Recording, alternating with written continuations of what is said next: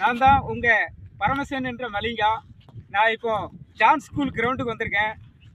ஒரு ஓவரில் 6 பாலில் தம்பி 2 6 அடிச்சிட்டான்னா நான் அவனுக்கு 100 ரூபா கொடுக்கணும். அவன் அடிக்கலைன்னா அவன் எனக்கு 100 ரூபா கொடுப்பான். சேலஞ்ச்.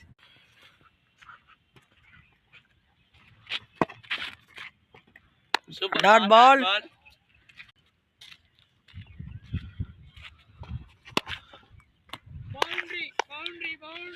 ஃபர்ஸ்ட் பால் பவுண்டரி போயிருக்கிறது. ஓ சரியான டாட் பால்.